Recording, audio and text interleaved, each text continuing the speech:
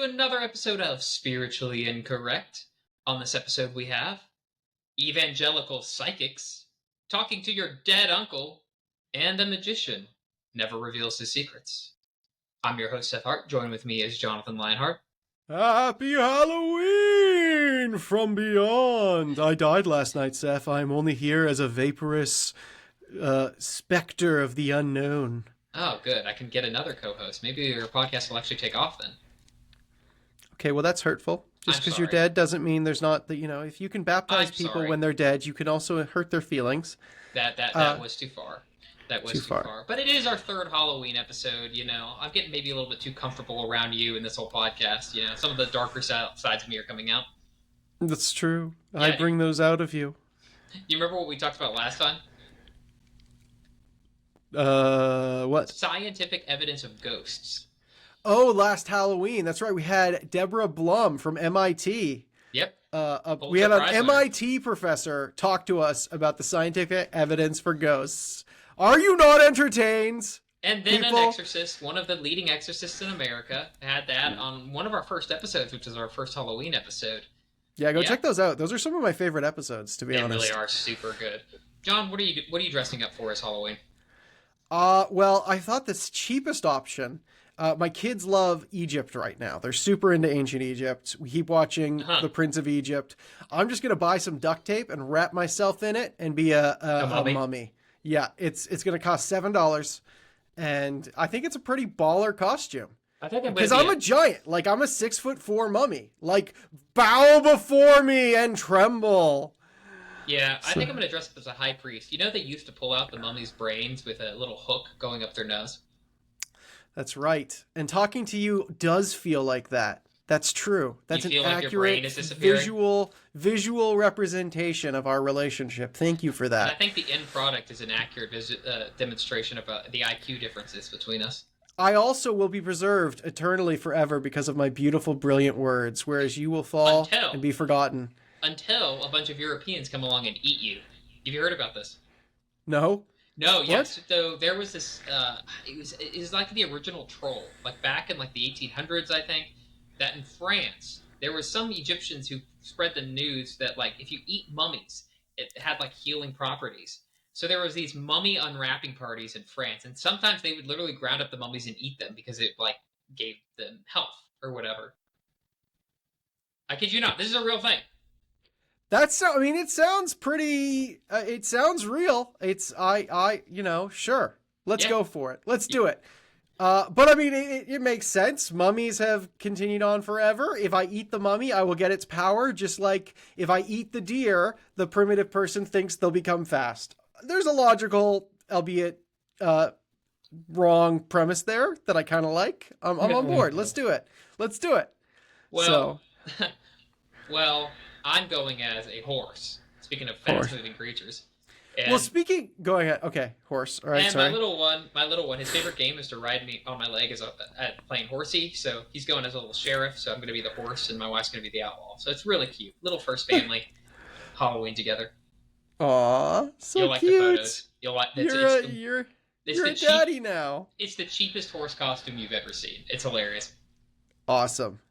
Well, speaking of Halloween, what are we doing for Halloween, Seth? Yeah, well, we have another special episode for us all, because keeping on that paranormal theme we've done the last couple times, we're going to be talking with Alan Streett about the paranormal, and his book comes out on Halloween, Exploring the Paranormal. Miracles, Magic, and the Mysterious, with a foreword by James McGrath. On the show today, we're having Alan Streett. He did his first PhD at the California Graduate School of Theology and his second PhD at the University. Yeah, I know. He just had to beat us. He'd have to have combined more PhDs than we do. He did his second PhD at the University of Wales. And he is currently the Senior Distinguished Professor Emeritus of Biblical Theology at Criswell College. And he has written numerous other books, published multiple articles, and he's here to talk to us about the paranormal, and not Yeah. just in the abstract, but from his own life journey. Yeah. He's been looking at this for 50 years. He's got some weird stories, and he's got some nuanced perspectives. He changes his opinion on this back and forth a lot over the decades, and Yeah. it's interesting. It's not So just the fact that he's well educated, it's the fact that he's been inside. Like every perspective that you can take on this issue, he has been at some point in his life, which will come out in our interview.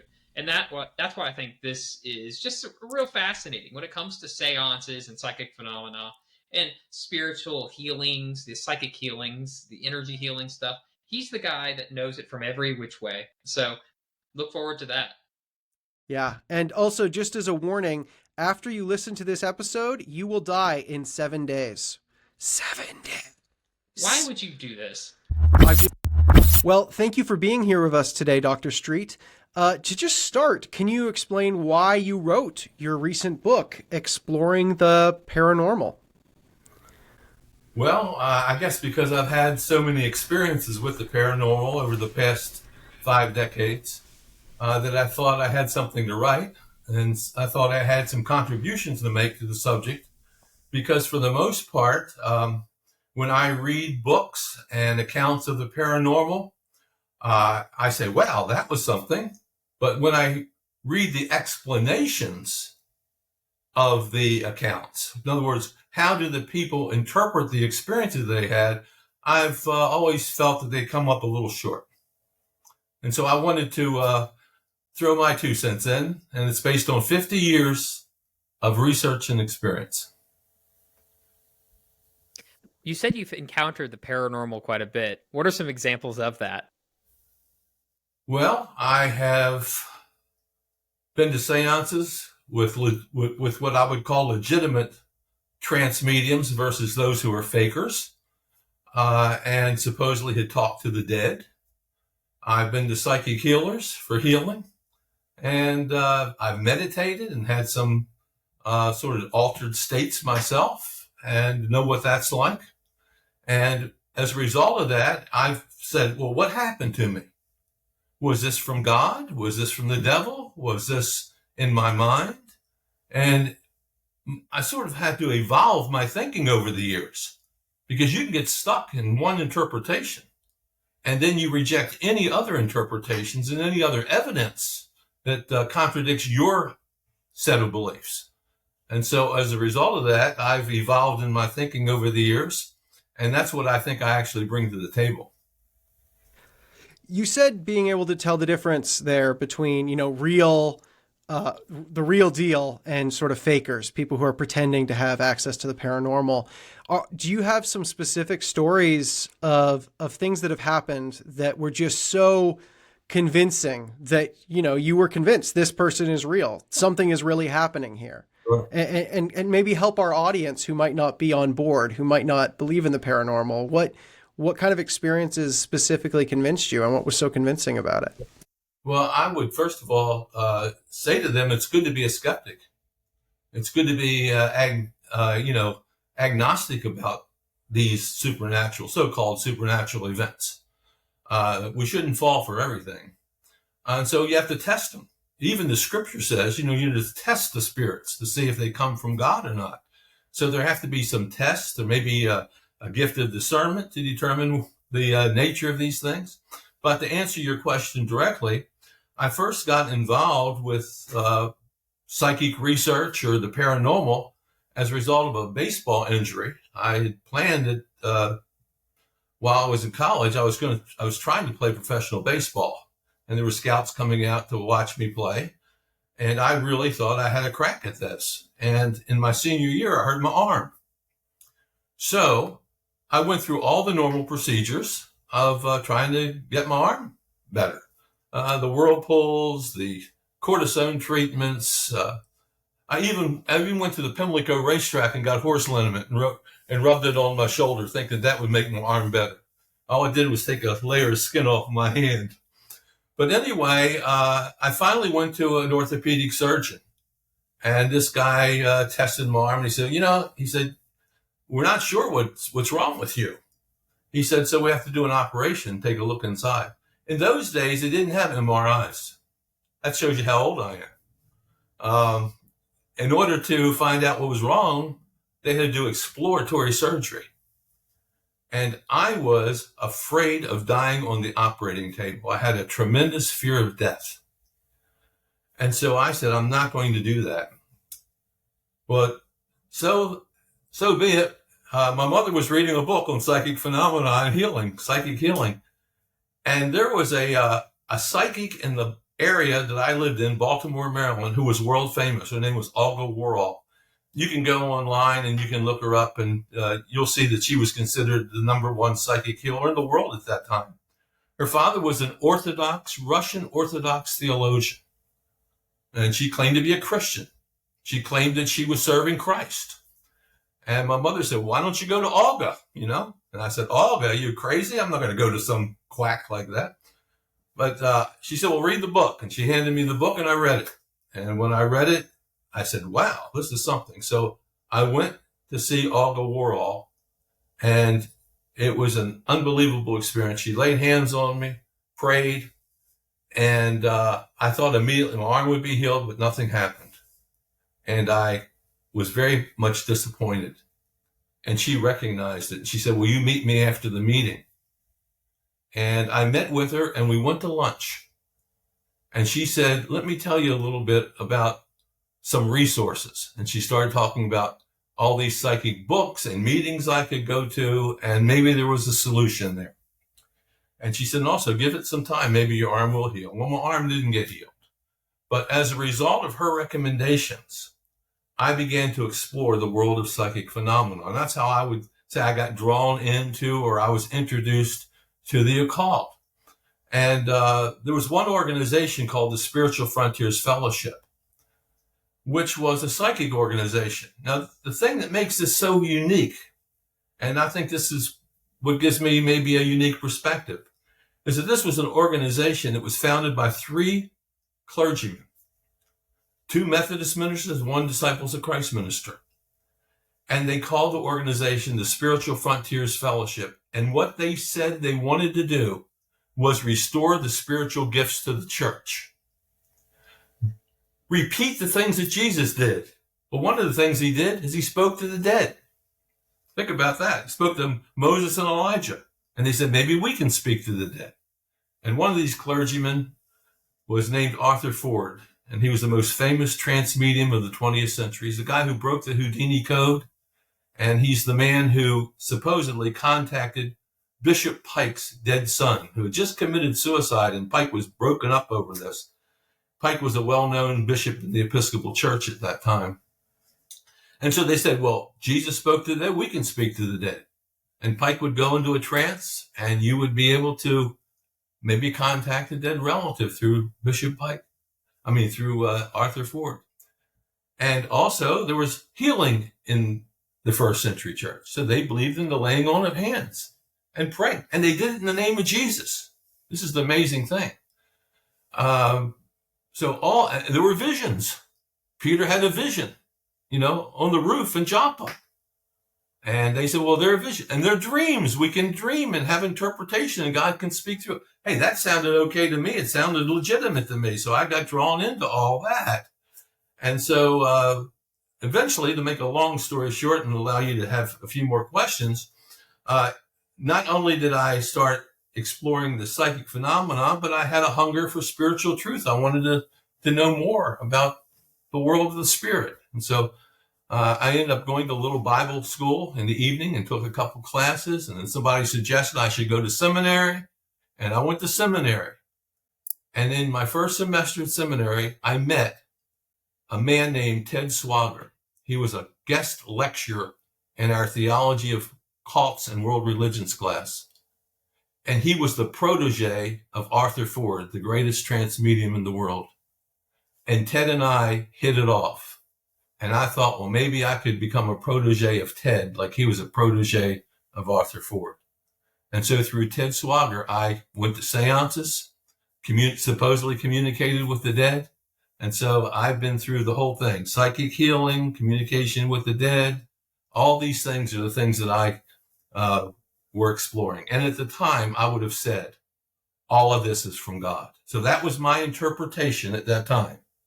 This is all from God. most of it was being done in the name of Jesus. You mentioned the seance, and that's the one that sticks out to me. Can you tell us a little bit about that first seance experience? Sure. It's very interesting. Ted was a very laid-back person. He had a multi-million-dollar facility, a big mansion that he operated out of.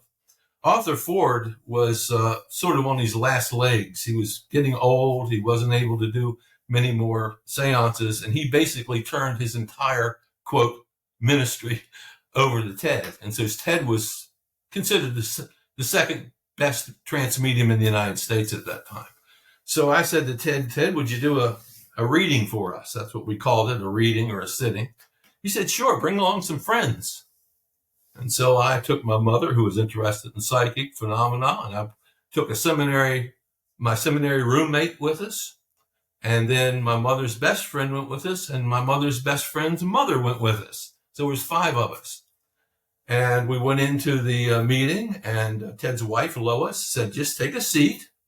And she explained what was going to happen. She said that in a few moments, Ted's going to come in. He's going to sit down, and he's going to start breathing deeply. He's going to go. And she said his breaths will get deeper and slower, and suddenly he will go into a trance. And when he goes into a trance, his soul will leave his body, and the spirits from the other side will come in and take over and speak through his vocal cords. And he had 2 spirit guides. One was B.A., who supposedly was one of his relatives who influenced him when he was a kid, who answered all the mundane or regular questions. And then the second was B.S., and he would laugh when he said that, B.S. But B.S. was Bishop Shaw, who was the first black bishop in the Methodist Church. And he would answer all the theological questions. So Ted comes in, does exactly what Lois says, and suddenly he just breathes and he collapses. And I think, man, something's happened to him. And she said, no. She said, that's his soul leaving his body. Just hold on and be calm. And then he lifted up and he took a cleansing breath, and suddenly the voices began to speak through him. And they said, hello. Hello. His voice was very wobbly at first and then got stronger. We didn't know what to do. Lois said, well, that's the spirit speaking. Say hello. So we all went, hello. We were scared to death. We didn't know what to expect. And then for the next, I'd say 45 minutes to an hour, we had a dialogue with these spirit beings from the other side. And the thing that really convinced me that was real at that time was that Mrs. Garner, who was my mother's friend, her mother came along, and Ted in a trance said this. He said, I have a man here,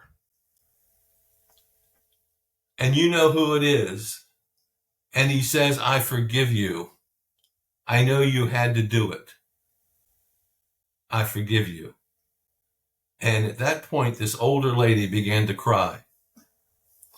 And when we left, I said to her name was Mrs. Spinks. I said, Mrs. Spinks, what happened? And she said, that was Henry talking to me. That was my husband.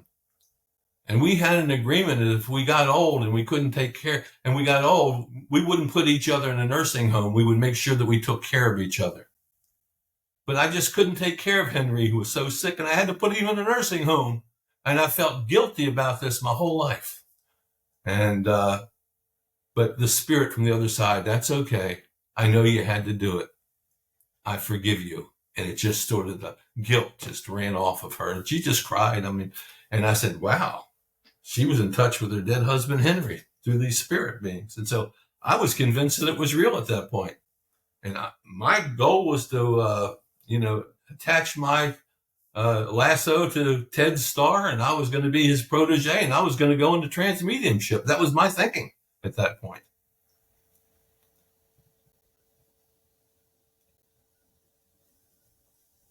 That's wow, that's quite a story. So kind of following up on that, though, that's how it probably changed your perspective on seances. But what about psychic manifestations? I think we've brought that up before. Where did you learn about that, and how did your perspective change on that? Well, because I was going to these Spiritual Frontiers Fellowship meetings, and we had speakers in every month, and they told about different psychic experiences that they had. And so that's what got me interested in it. So I did have some experiences later on, which I'll talk about probably in a few minutes. But so all the things that we see in Scripture were happening in these meetings. And so I took these people's word for it, that it happened to them as they told their stories. And I took their interpretation of what happened at face value. But there came a point where I had to reevaluate these events. And I think that's really a critical part of my story.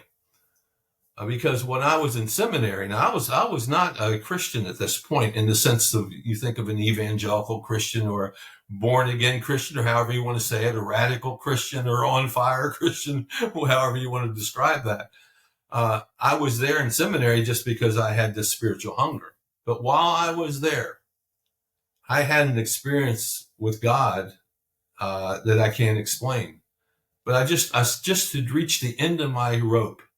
And I was in my seminary room in this overstuffed chair, and I just said, oh, God, I can't go on anymore, because my life was a wreck. I wanted to live for God. I couldn't live for God. Every time I took one step forward, I ended up falling back 2 steps. I was a drunk. I'd be out drinking until 2 a.m, come stagger into the seminary campus drunk, crawling up the steps. My life was an absolute mess. And I just got to the end of the rope, and I said, oh, Lord, help me. And when I did, it was like the power of God just came in that seminary room, and it just overwhelmed me. And I began to weep. And I sensed the presence and the power and the love of God. And that experience lasted probably for 2 hours.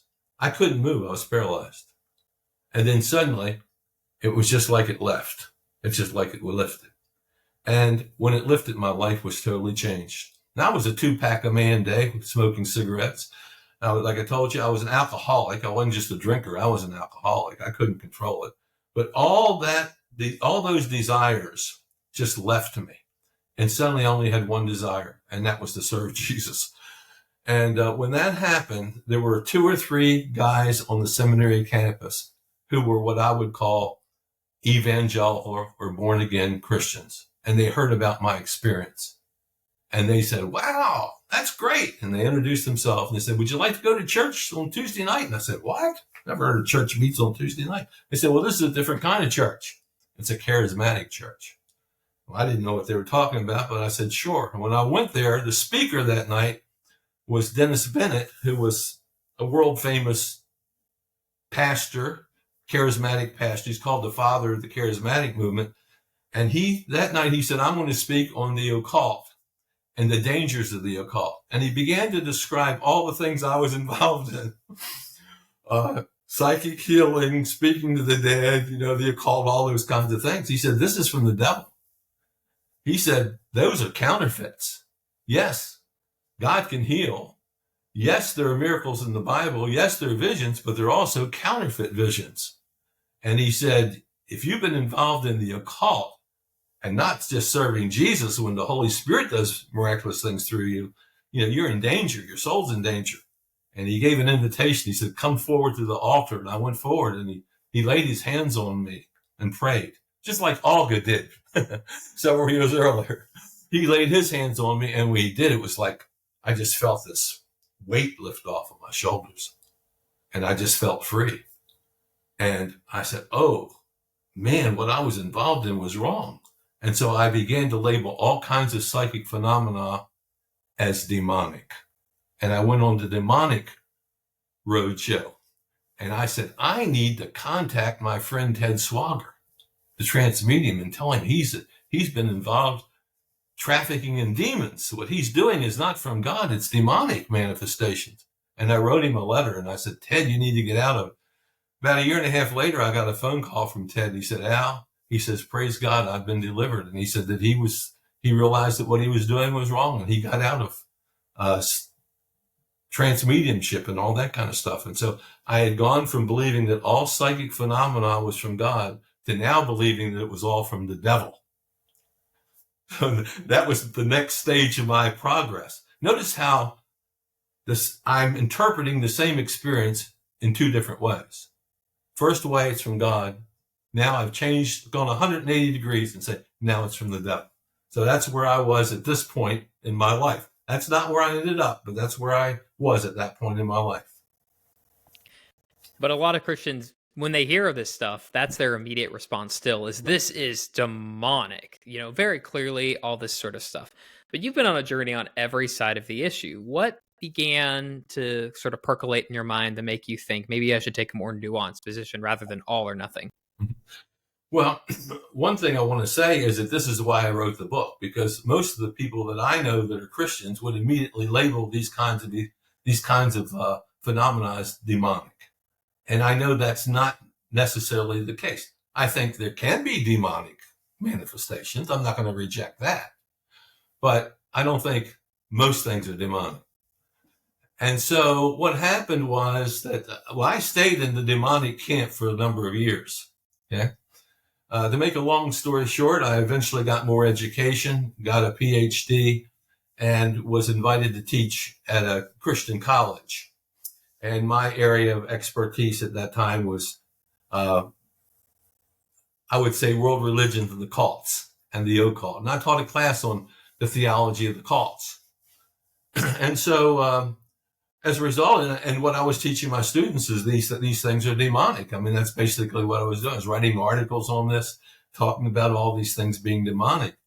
Well, during the course of this time, my middle son, began to read books on magic, stage magic, sleight of hand, legerdemain, whatever you want to call it, illusions, and he started practicing magic tricks. And it was fun. And I started reading some books too. Well, he got bored with that, but I was hooked. I started going to the library and buying books on magic. And I discovered that within the realm of magic, professional magic, what we call stage magic, David Copperfield type, that there is a branch called mentalism or magic of the mind. And these are professional magicians, could be amateur magicians, who know how to perform magic tricks that appear to be psychic manifestations. So, they might be able to read a person's mind in the audience. They may be able to give the person the license number on their car, their birth date. They can read minds. They will be supposedly manifesting telepathy. And many of these kinds of things. And I realized, and some of these people are so good, they can just read tells. In other words, they will say something along the line, well, I know as a child you had some problems with your mother. Okay. And if the person sort of goes like this and sort of furrows their brow, the person knows that they were wrong in making that claim, like you had problems with your mother. Now, if the person that they say it to goes like this, and shakes their head, well, then they know they hit it right. And then they go along that direction. If the person goes, or goes something like this, well, it may not have been your mother, but there's a female in your life that you've had some problems with. Now, who could that be? Well, it could be your girlfriend. It could be your aunt. It could be a school teacher. It could be anybody, So they learn how to appear to have psychic gifts, but they're just magicians fooling people, right? And the people that go to these meetings oftentimes realize, this is just entertainment. We're going there to be entertained. And some of the greatest mentalists are people like Kreskin. Back in the 70s, Kreskin was a great mentalist. And he was so good that he learned one of the tricks is called muscle reading or idiomotor response. That means that a person's body gives off tells or little movements that a person who has the eyes to see can actually read those movements. And what he would do, he would go on to perform on stage, and he would say, now I want you to take my check that I'm getting paid for, this $10,000 fee that you're paying me tonight for performing, and I want you to hide it somewhere in this auditorium. And if I can't find it, you keep the check. I performed for nothing. And so he'd go out of the auditorium, and they would hide the check somewhere in the auditorium. And then he would grab somebody in the audience, and he would just hold their hand, and he would say, and then he would start walking all around the audience holding their hand. And lo and behold, before long, he could spot exactly where that check had been hidden. And you said, well, how in the world does that happen? Because the person knew where the check was, and they were giving off little signals when he was holding their hand, and he could read that. Now, that sounds crazy, doesn't it? But let's take an audience of 300 people, and he walks into the room, he grabs somebody's hand, and guess what? He starts going to the left side of the room. And everybody in the audience is sort of talking, and they're relaxed, and guess what? He knows immediately that it's not there. And then he goes to the right side of the room, and everybody suddenly gets quiet. Oh, guess what? Why did they get quiet? Because he's getting closer, he's getting hotter, and he listens. He's so attuned to this. And then he goes to the front of the auditorium, and the people start talking a little bit again. Not there. And he goes to the back of the auditorium, and before long, he can actually spot the exact place where that check was hidden. That's the ability to read what we call idiomotor movements. It's all a trick. It's not psychic, but it certainly appears to be psychic. And that's why people back in the 70s and 80s and 90s actually thought that Kreskin, who was a professional magician, a magician of the mind, a mentalist, was actually a real psychic. And so psychics know all the tricks of the trade. And so I began to think, well, guess what? If Kreskin could do that, maybe, and by the way, after I learned that, I discovered that the mentalists, people who are mentalists like Kreskin and Dunninger and Randy and all the other people, now there's a guy named Banachek, he's a very famous mentalist. All of them say that psychics are fakes. What they have actually done is just learn mentalism tricks, but they pass themselves off as real psychics, but they're nothing but fakers. And so that was the third step of my journey. I now began to label people who could do these so-called miraculous things as fakers. So, first stage, I thought what they were doing was real, but it was from God. Second stage, I thought what they were doing was real, but it was from the devil.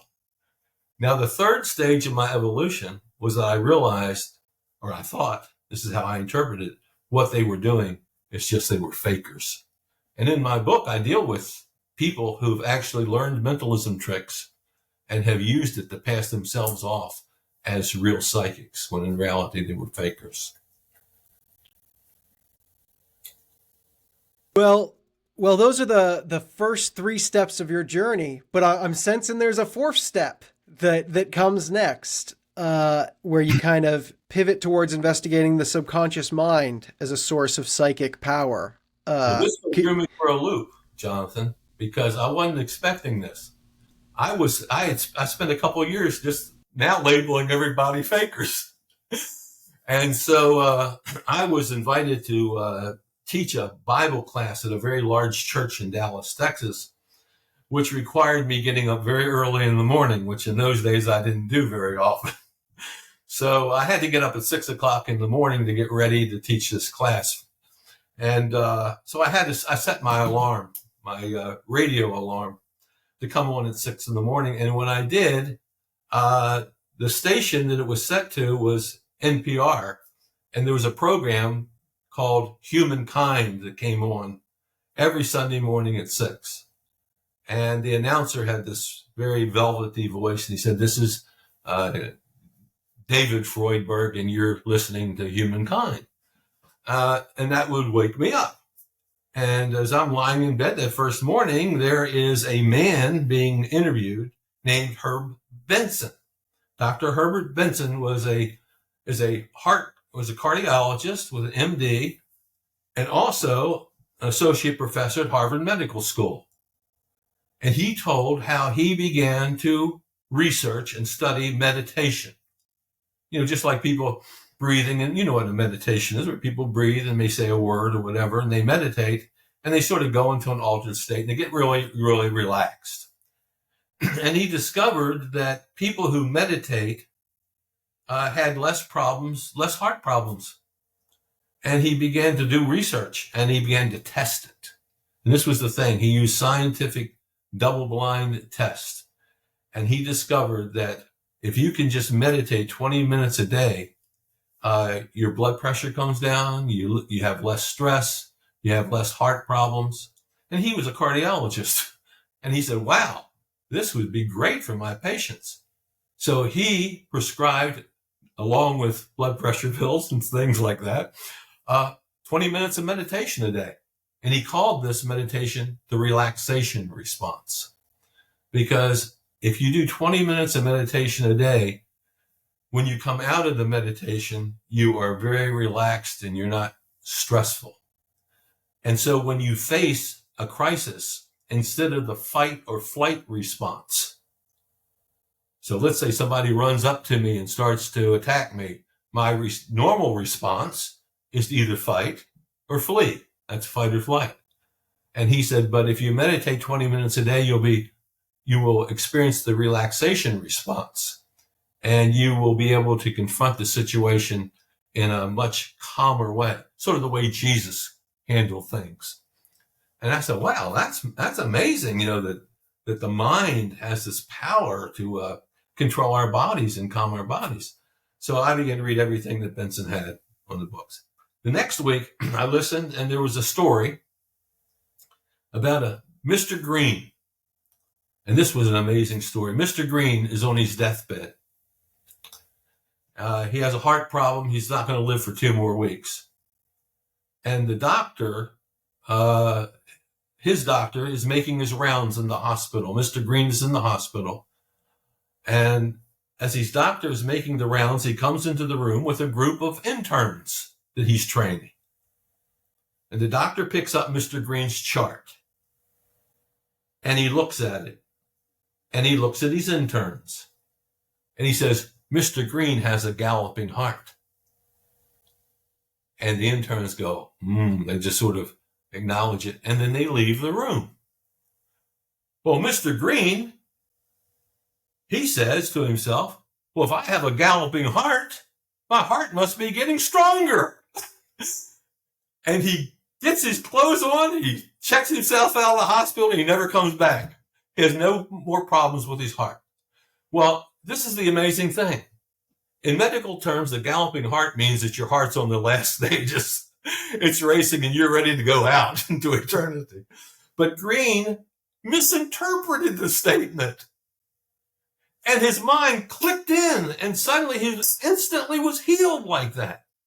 And I said, wow, the power of mind over body, mind over matter, I just can't believe it. And so that led me to begin to study the power of the mind, or the power of the subconscious mind, and its power to do miraculous things, even heal a heart condition. So that was when I began to study the subconscious mind aspect, Jonathan, and I began to ask myself this question. I said, is it possible that some psychics are able to tap into their subconscious mind and pick up things that most people don't pick up when they're in their normal conscious state?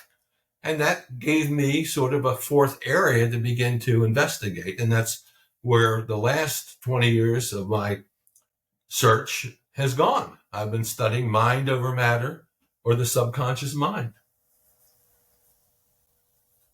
and its power to do the miraculous.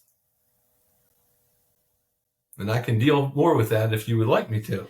Yeah, go ahead. Okay. I'd love to hear more about you talk about brain waves and spiritual experiences in your book. Really important because our brains operate at different levels throughout the day. We're not always conscious. Sometimes we're unconscious, aren't we? We're unconscious when we go to sleep, obviously.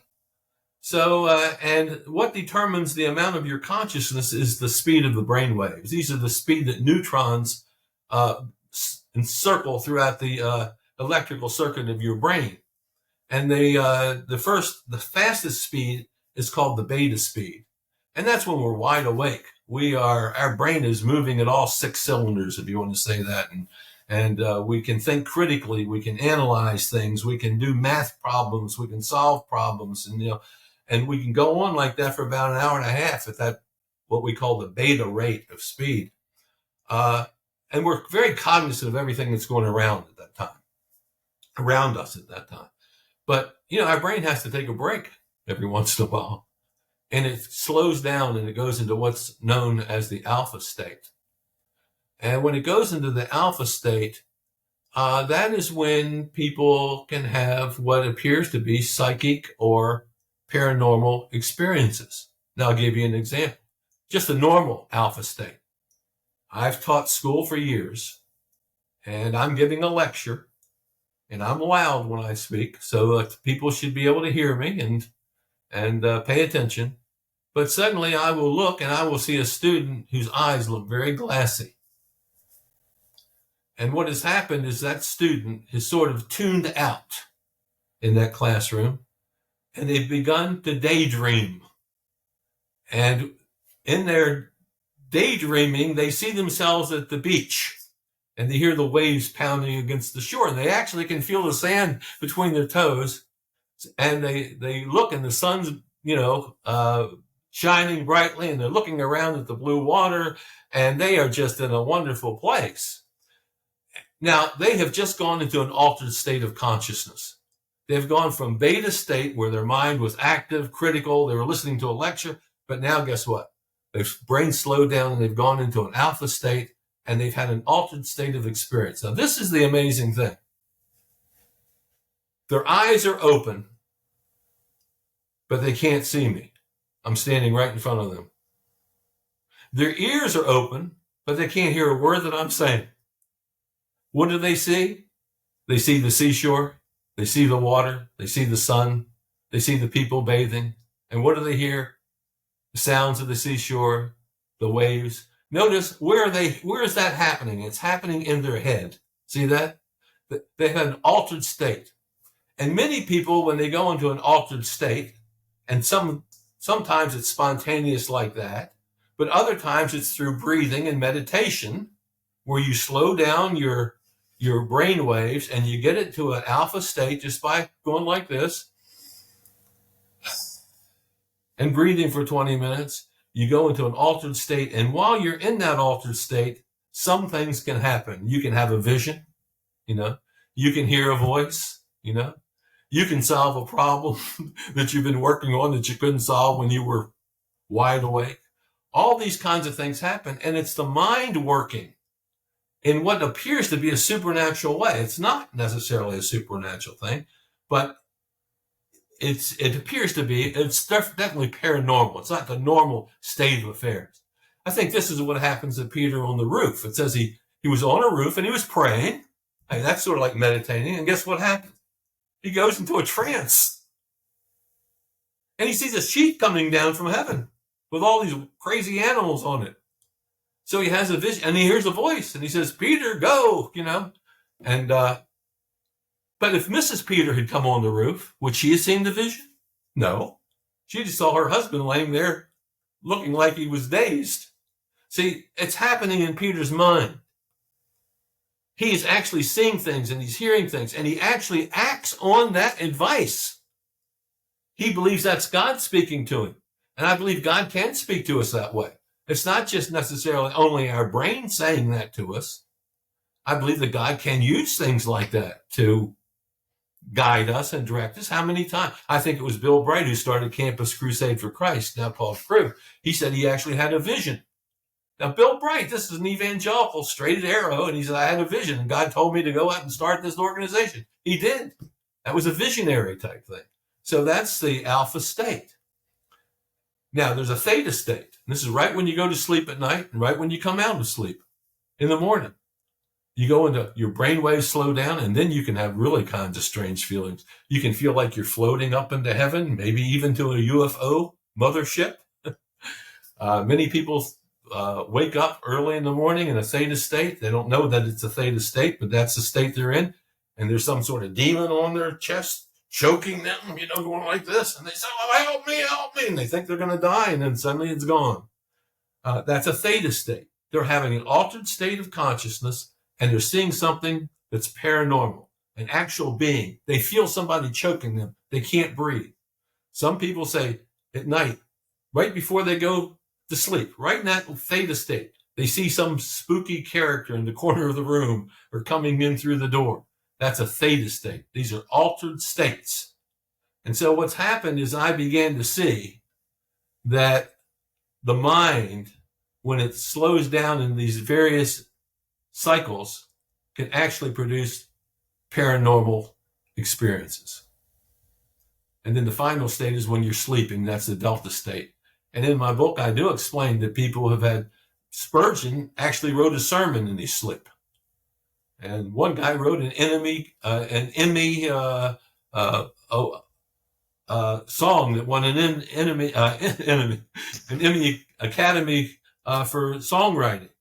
And many people have invented things. The guy who invented the sewing machine needle saw that, and that sewing machine needle has a little opening in the end. He had a dream of natives in Africa going to kill him and put him in a cauldron, and they're going to boil him alive, and they raised their spears to kill him. And when the spears came down, he looked, and at the end of the spear, he saw a little opening in that spear. He said, "Oh, that's the answer. That's what I need to have a sewing machine needle." He invented the sewing machine needle. You wouldn't have a sewing machine if this guy didn't have this vision in a dream during a delta state. So that's the power of the mind to do what I would call miraculous things or paranormal things. And so now I've gone from all paranormal is from God to all paranormal and people who do that are fakes to it's a demonic manifestation. Oh, wait a second. How about the subconscious mind, the power of the mind to do the miraculous? So that's the four stages. That's kind of funny too, because I think it was the inventor of benzene or the person who discovered its structure, that came to him in a dream as well. Whenever he had a vision of a snake eating its own tail, right? And lo and behold, that inspired him. So I knew that story. I didn't know the story about like the sewing needle and all those. I didn't realize this was more common than I thought. Mm-hmm. Well, and people like I think about the mathematician Ramanujan that claim to kind of be able to have mathematical problems solved without being able to explain the work that was being done. He just sort of came to the answer without doing the process in his head because his subconscious was almost doing it for him. And he said it was a goddess, yeah. Well, that's what I was going to say. He thought that this was God giving him the answer, but a lot of other people would say it's just the subconscious, or I guess you could say it's both. Right. Why can't God do that? He speaks to Peter in a trance. Paul talks about going into the synagogue and he goes into a trance and God speaks to him. So I think that God can do that. And not everybody would use that interpretation, but that's certainly a possible interpretation. And it's certainly possible. Let's put it that way. I mean, so-called conversion is a supernatural act. And how many people, when they say they're converted, they actually have some sort of psychological change, just like I did, where everything changed just in a split second. How does that happen? I mean, that's everything's been altered in that one moment. Now, not everybody has an experience like that, but some people do. So God can use it. It doesn't mean that just because it happened in your brain, it's not real. It's real. And in fact, it was, I think in the last volume of the Harry Potter series, he's killed by his mortal enemy, and he finds himself in the ethereal world, which is sort of looks exactly like the world that he was in when he was alive, but now he's dead. And he meets his mentor there. And he says to his mentor, he said, "Is all of this in my mind or is it real?" And he means all this, everything that happened in volumes 1 through 6 and all the things that happened in his life. Was this in my mind or is it real? And he said, "Well, of course it's in your mind, but that doesn't make it less real." Of course it's real. But just because it happened there doesn't mean it's not a reality. It is real. But here's the question. It's real, but how do you interpret it? Some people would say, oh, that's how the devil, he's using your mind. Other people say, that's God. Other people would say, well, that's just the mind over matter, But the way and people interpret things based on their worldviews. That's crazy. People have, for example, if a person has a near-death experience, right? They are now, we're talking about they are in the delta state. They are about as deep as you go. And they say they see they're going through a tunnel and they see a white light at the end of the tunnel.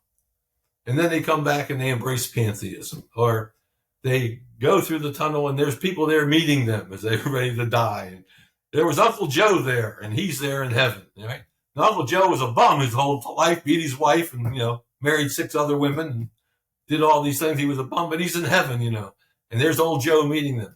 And so when a person comes out, they interpret that event based on their own context, the way they think. So if they think that everybody goes to heaven, even old Uncle Joe, that's who they'll see. They'll see somebody like Uncle Joe there. If they're held to a pantheistic worldview and they have a near-death experience, guess what? They see a white light and everything is sort of being absorbed into that white light. See? So it's always a matter of interpretation. But it's really cool because while you were saying that, your screen just flashed whitish green. They see a white light and right then your whole as you were talking about glowed. Seeing a white light, your whole screen glowed. It was awesome. Yeah. I think that when you think about the demonic position that I used to have, it doesn't really make sense. Why does a demon, we know the Bible talks about demons. So if you hold to some sort of biblical authority, you would say there's demons. Others might not believe that. But why does a demon want to, be bothered with us doing those kinds of things? You don't see too much demon activity in the New Testament in the way that people today are describing, like psychic phenomena. That's demonic. We don't see that too much in the Bible. Demon psychic phenomena, that doesn't quite make sense. I had a case once where I was the director of a large parachurch ministry, a Youth for Christ ministry. And we had rallies every month. And I had speakers come in who would preach and give invitations. And we had this very successful rally one Saturday night. And the speaker happened to be staying at my house. The next morning, there's a knock on the door. And my wife answers the door, and it's one of the members of my board of directors. And he's glassy-eyed, and his hair is disheveled, and he looks like this, and he says, "Where's the prophet? Where's the prophet? I want to talk to the prophet." And he's gone out of his mind.